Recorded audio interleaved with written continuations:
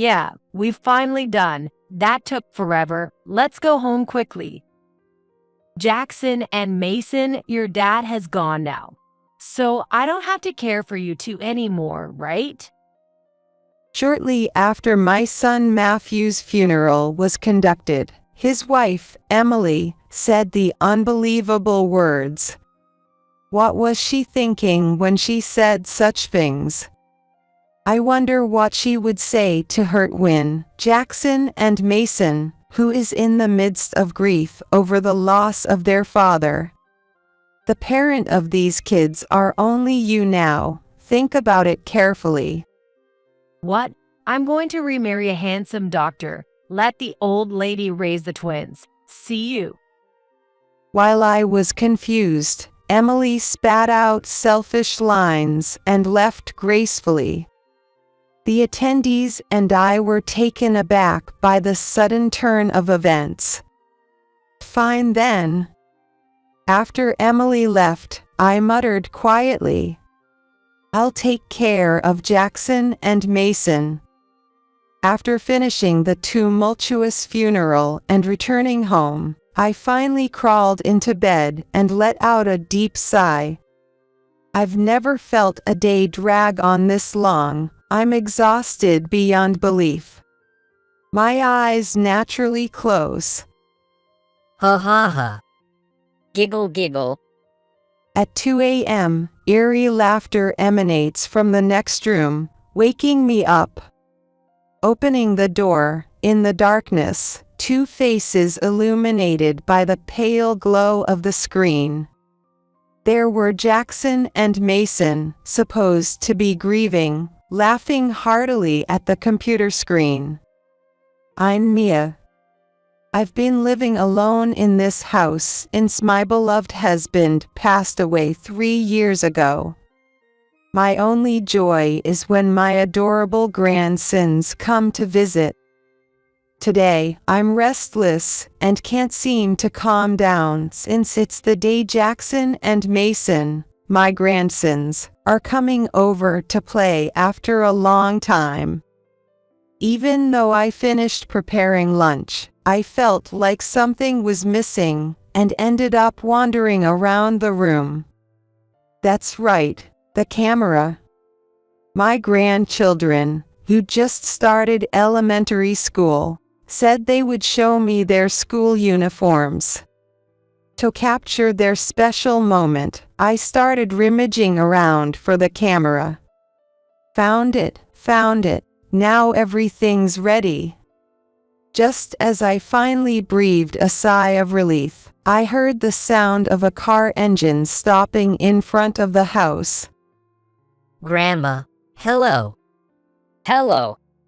Cheerful voices came from the direction of the entrance.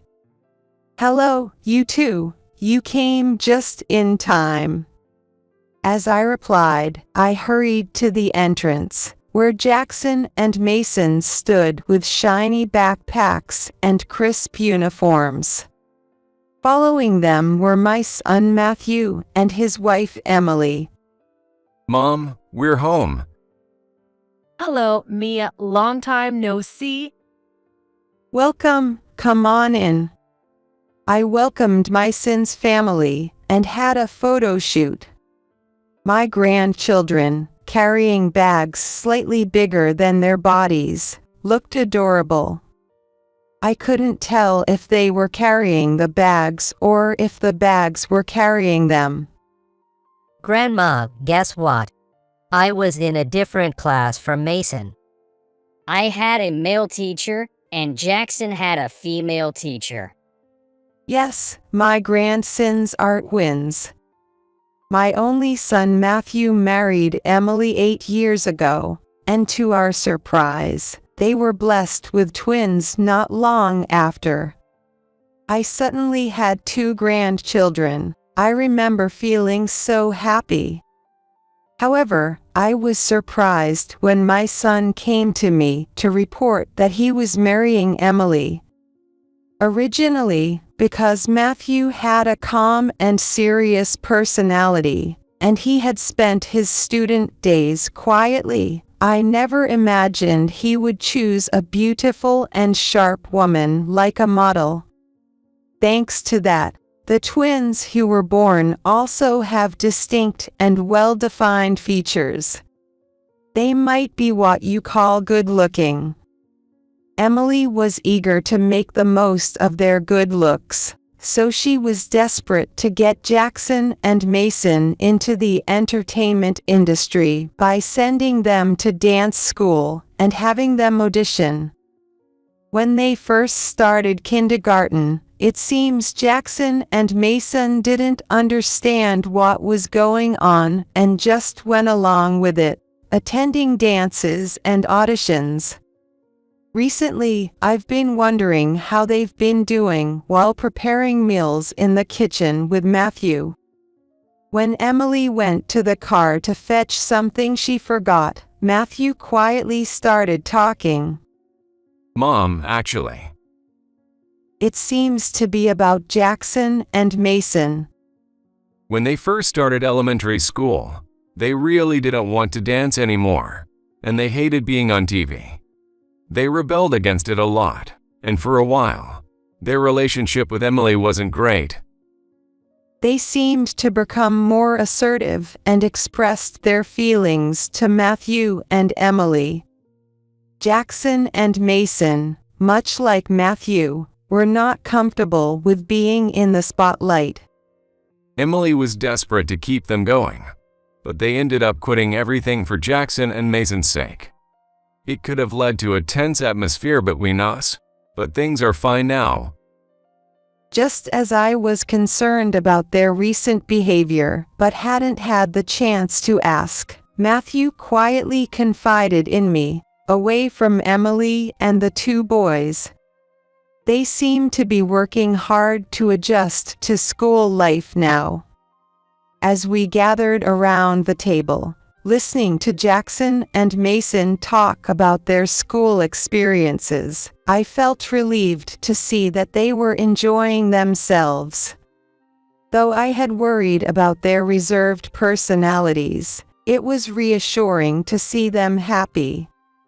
After a hearty meal and a lively conversation, as Jackson and Mason left with smiles on their faces, I felt a sense of happiness wash over me. And a few months later, Mason's family of 4 came to visit again. What new things have Jackson and Mason learned recently? I managed to animate a drawing I made on the computer the other day. I'm in the middle of learning C programming language. I'm sorry, I have no idea what you guys answered, but you two are able to do some amazing things. Lately, 2 boys have been obsessed with using computers rather than playing sports. I'm not at all knowledgeable about computer stuff. But from what I've heard from Matthew, it's clear that Jackson and Mason are much more skilled with computers than kids their age. Both Matthew and I believe in their computer talents and have high hopes for their future. Matthew is even looking into nearby programming classes. Instead of boring old computers, they could become famous and make money by appearing on TV. Emily didn't seem too thrilled about the boys being interested in computers. Perhaps she hadn't completely given up on the idea of getting them into showbiz. It's fine, isn't it? Let the kids do what they love. Matthew said, trying to reassure Emily. In my heart, I nodded, thinking that the greatest happiness is letting grandchildren do what they love and grow freely. As time passed, Jackson and Mason entered 6th grade. They were still engrossed in their beloved computers and seemed to have completed all their programming class studies from a few years back. Lately, Matthew has been traveling a lot for work, so he's often away from home. Because of this, Jackson and Mason often come over to my house, since Emily's work keeps her busy, and she ends up having to leave the kids alone. Dad's never home, so it's boring not being able to go out. We made plans to go camping next weekend, but I wonder if he'll really come. Dad's just really busy with work, right? Since he's missing out on playing with you too, we gotta cheer him on for trying his best. Due to Matthew's busy schedule, there hasn't been much time to spend together, and Jackson and Mason seem a bit dissatisfied. Earlier, Matthew was excitedly talking about being interested with a make-or-break project for the company. Now that the project is finally underway, he's working hard with his colleagues. Even during the day, I've started taking care of Jackson and Mason overnight. At first, I accepted, thinking it would give Emily a little break since she's mostly juggling work and childcare on her own. However, with each of Matthew's business trips, Emily has started staying out overnight.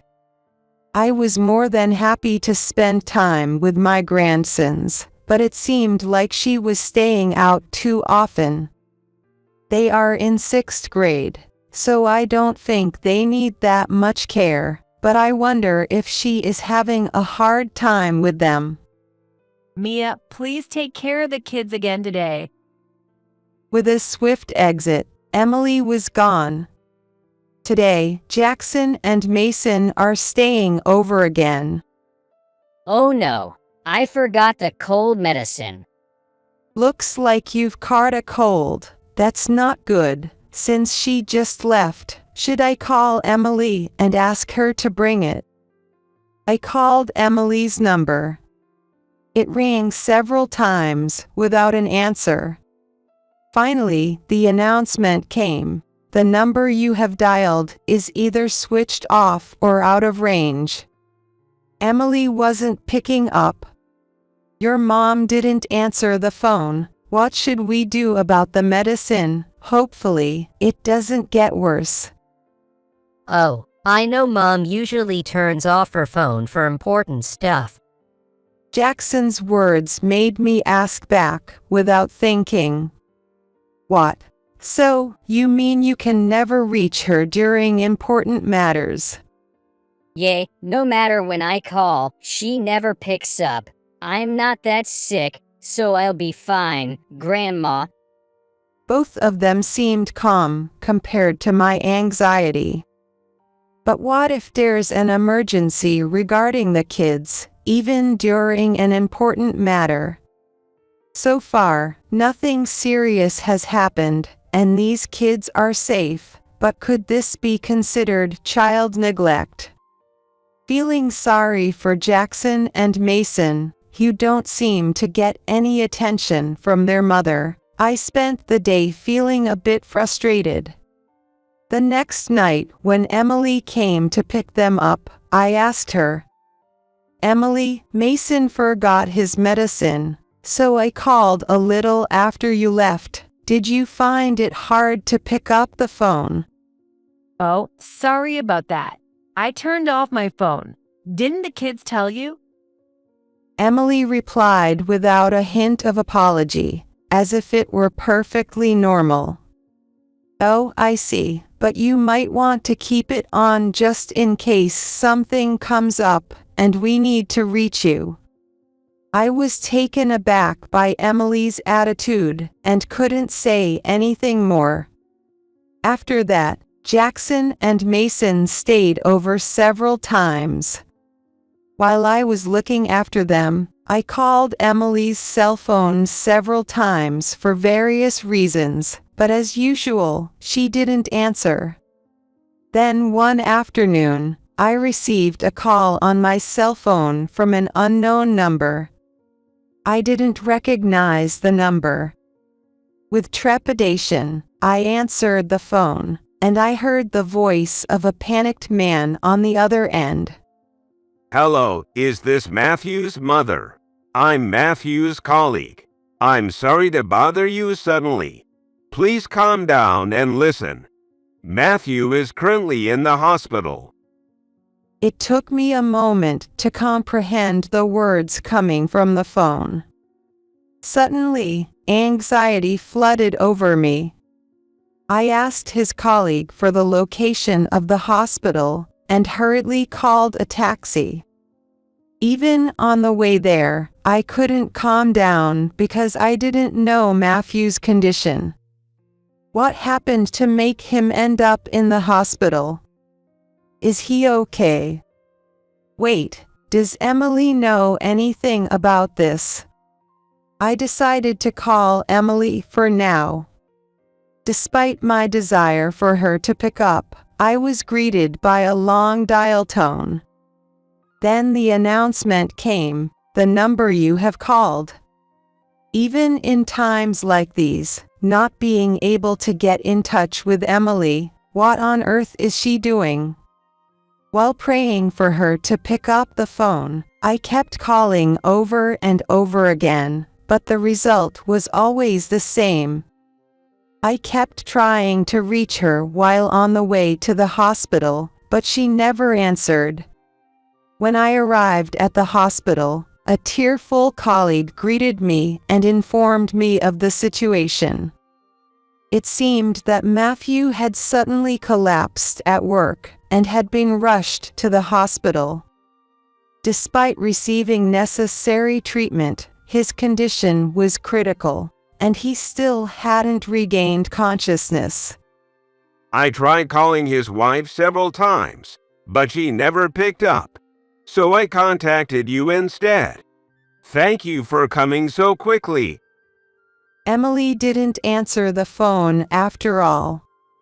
It turns out that Matthew had been suffering from insomnia recently and had looked unwell, causing concern among his colleagues. Was it because he was so busy with work that he couldn't sleep well, or did he push himself too hard? I regretted Matthew's earnest nature. For now, I felt I had to let Emily know the situation, so I decided to head to Matthew's house. I left the hospital with a heavy heart, worried about Matthew's condition. When I arrived at Matthew's house, Jackson and Mason, who had just returned from school, were home alone. Grandma, what's wrong? You're back. Has Mom not come back yet? Not yet. Are you waiting for her at home? I debated whether I should tell Jackson and Mason about Matthew. Is it okay for me to tell them? I decided to wait until Emily got back and explain it to all three of them together. After a while, Emily returned. Emily, did you check your phone? I called you so many times. Emily rummaged through her bag and pulled out her phone. Mia, what's going on? Oh, I have a missed call. Is everything okay? Despite feeling irritated by Emily's attitude, I took a deep breath and told her. Emily, Jackson, and Mason, listen carefully. Matthew collapsed at work today and is now in the hospital. The doctors did various treatments, but he still hasn't regained consciousness. Jackson and Mason remained frozen in surprise, their faces showing shock from the sudden news. On the other hand, Emily, without changing her expression, just exclaimed and continued fiddling with her smartphone. I expected her to be more surprised and worried, but her reaction, or lack thereof, caught me off guard. My bewilderment didn't seem to register with Emily, who was engrossed in her phone. And so, the days passed one by one. Despite our wishes for him to wake up, Matthew remained unconscious. The doctors informed us that there was little hope of him regaining consciousness, and we had to prepare ourselves for the worst. Several days later, Matthew's funeral took place. Jackson and Mason stood silently, their heads bowed, tears streaming down their faces. Despite being mature for their age, they were still just sixth graders. Losing their beloved father, they were undoubtedly at the depths of sorrow. All I could do for them was to offer my support, gently patting their backs as they mourned. Emily, without paying any mind to the children, sat there looking very sluggish, greeting curtly to the attendees. The funeral was attended by many of Matthew's colleagues and superiors from work. Each one mourned Matthew's departure, with most of them wearing expressions of frustration or shedding tears. Seeing how important my son was to the company fills my heart. But it's strange. After the funeral, I overheard some of Matthew's coworkers talking on their way home, and something about their conversation bothered me. Just when the project was finally getting on track and settling down, why did he have to pass away so suddenly? Even though he hadn't been working overtime lately, his face looked unusually worn out. He mentioned not being able to sleep. I wonder what was weighing on his mind. These words stuck with me and have been circulating in my head. I thought Matthew's condition was due to his busy work schedule. But none of his coworkers mentioned anything like that. On the contrary, it seems like work had been calm lately, and they were concerned about Matthew's recent behavior. If it wasn't work-related stress that led to his insomnia, then what else could it be? With those doubts in mind, we reached the end of the funeral. Yeah, we've finally done. That took forever. Let's go home quickly. Jackson and Mason, your dad has gone now. So I don't have to care for you two anymore, right? After the funeral, Emily said mockingly, "I don't think those are words to say to your own children with that kind of expression." What was she thinking when she said that? It's hard to understand why she would say such things to Jackson and Mason, who are in the midst of grieving for their father. I thought it was a mistake and asked again, "Emily, what do you mean all of a sudden?" With these kids around, they're just a nuisance to me. I don't need them. The parent of these kids are only you now. Think about it carefully. I thought Emily was just confused and tried to reason with her. Think about it. There's nothing to think about. This is so convenient. Now I can live with my boyfriend. Boyfriend? Who's your boyfriend, Emily? I'm marrying a handsome doctor. Let the old hag take care of the twin brats. See ya. While I was still bewildered, Emily uttered those selfish words and left in a swift manner. The attendees and I were taken aback by the sudden turn of events. Fine. After Emily left, I muttered under my breath, "I'll take responsibility for Jackson and Mason. It's better for them to grow up in an environment where they won't be abandoned by their mother and suffer sadness. Moreover, I'm lucky to be able to live with such adorable grandchildren." When I made up my mind like that in my heart, Jackson spoke up. Grandma, can we live with you? "Of course, that's fine." Jackson smiled relievedly. It's better to live with Grandma than with Mom. She's never at home anyway. I don't think she cares about us. Mason's words pained my heart. Was Emily really so indifferent to the two kids to make them say such things? After stopping by Matthew's house, I packed Jackson and Mason's belongings, and we finally returned home.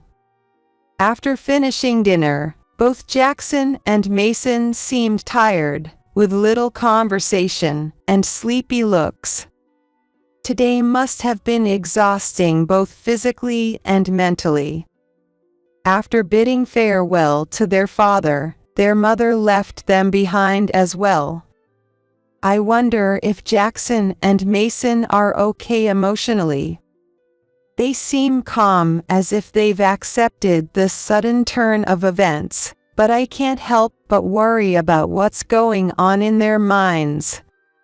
Instead of nagging, I'll just have to keep an eye on them for a while.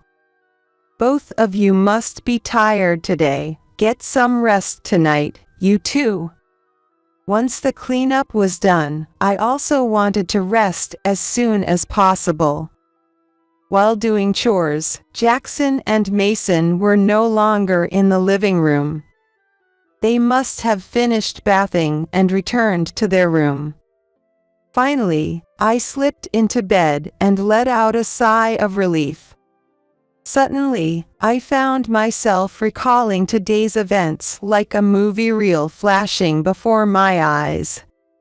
Is Emily really serious about letting go of the kids? Despite the late hour, I felt the need to confirm my feelings, so I called Emily again.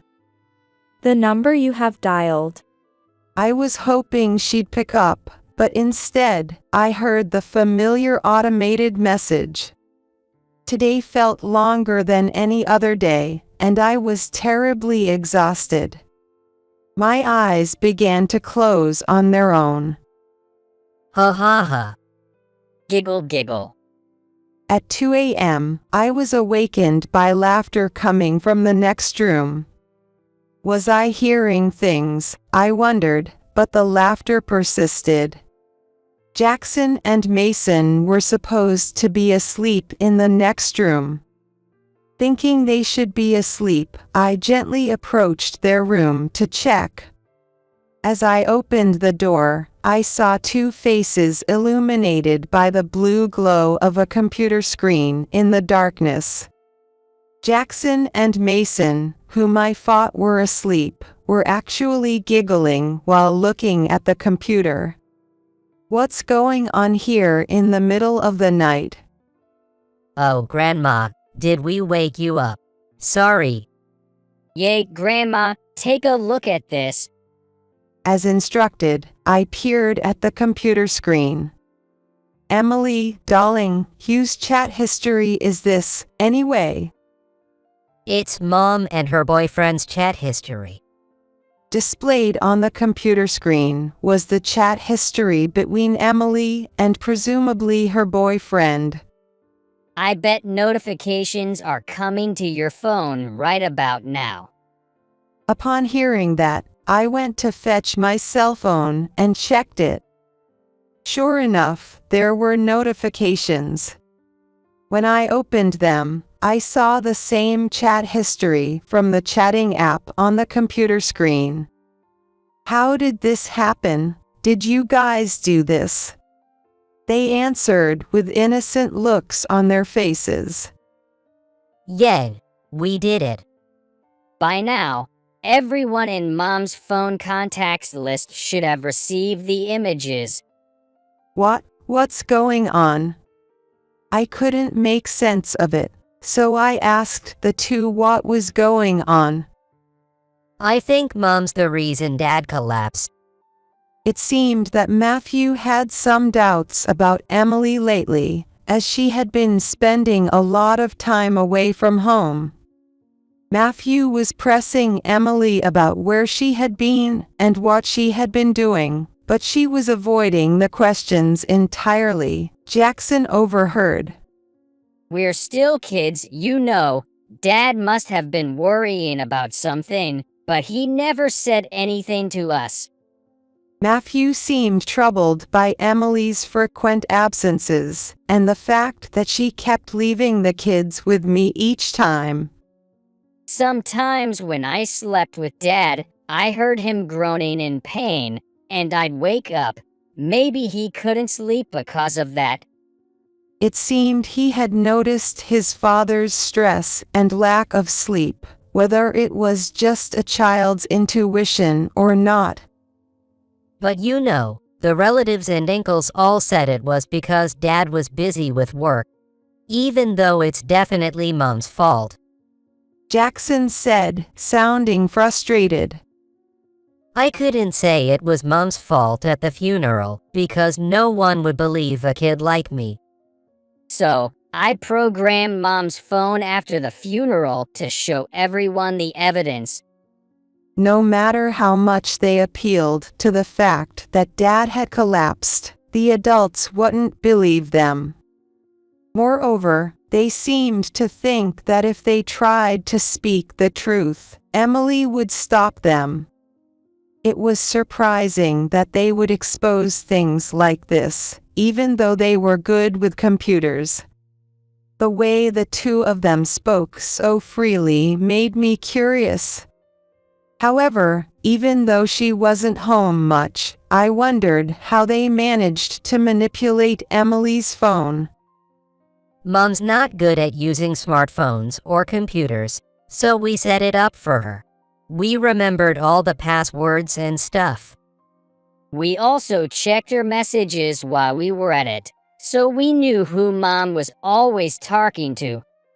Whenever Mom's with that guy, she really turns off her phone. So, we made sure information was sent when the phone was turned off. So, if images are being sent now, it means her phone's off. Look, there's a lot of evidence we prepared being sent. I checked the notifications on my own phone. Those brats are going to Grandma's, so today and tomorrow I'm with Darling. Darling is handsome and talented, but Matthew's been working so hard and still doesn't get paid much. It's not even worth comparing. I might as well scheme about my husband's affair and get a hefty settlement if we divorce. The stories were unbelievable. As I opened the notifications, there were also messages about Jackson and Mason. I thought I'd earn big since I gave birth to such handsome boys, but neither of them has any intention of entering showbiz. They lack the drive. It's seriously unbelievable. I spent a lot of money sending them to dance classes and auditions, but it was all a waste. They're such ungrateful children. What a terrible mother she is. She forced her ego on her children, and now she calls them ungrateful children. I truly feel sorry for those kids. And while I always knew Emily was a straightforward and clear-headed woman, I never thought she'd be so foul-mouthed and rude. I thought maybe she became rude due to heightened emotions at the funeral, but is this her true nature? Did Matthew know she was like this, or was he deceived? Learning about Emily's true nature was shocking. Despite my shock, Jackson and Mason seemed oddly relieved. By now, our relatives and Mom's friends must be shocked. A few days later, I received a call from Emily's mom. I'm really sorry for what my daughter did. I don't even know how to apologize, she said, sounding genuinely remorseful as she apologized repeatedly. While I couldn't undo what had happened, I accepted her apology and inquired about Emily's whereabouts. According to Emily's mom, after the revelations on that day, Emily had been cut off by both relatives and friends. Hence, nobody knew where she was or what she was doing. It made sense, after all. To be honest, there were days when I worried if it was the right decision to suddenly take in Jackson and Mason. But I felt relieved that we severed ties with Emily before she could disrupt their lives any further. I believe they can live happily without being involved with Emily. And rumor has it that the cheating boyfriend she was going to remarry left her because of her bad nature. However, that wasn't all. Because evidence of the affair had spread even to her friends, one of them apparently took it upon themselves to identify her partner. Surprisingly, it turned out that the guy also had a bad reputation for womanizing and was seeing multiple partners. Emily happened to be one of them. Furthermore, it was revealed that he wasn't actually a doctor but just a regular employee at a small company. Other misdeeds of his had also come to light, and it seemed he was in quite a predicament. Some time later, I received a call from Matthew's company. They informed me that Matthew's death was being treated as a work-related accident, and therefore, compensation would be provided. I knew that Matthew's death wasn't the company's fault. Thus, I felt uneasy about both the accident being recognized as work-related and receiving compensation. Feeling that I couldn't simply accept the compensation in silence, I headed to Matthew's supervisor. "Thank you for coming to Matthew's funeral the other day. The truth is, his collapse wasn't due to work-related stress, but rather because of the stress from his wife." I explained the situation. After hearing me out, the supervisor looked surprised. However, he quickly returned to a serious expression. "No, regardless of the reason, we would like you to accept the compensation. We see it as our final evaluation of Matthew." The supervisor said so. It turns out Matthew had been on the verge of completing a project, and thanks to his efforts, the project was a huge success.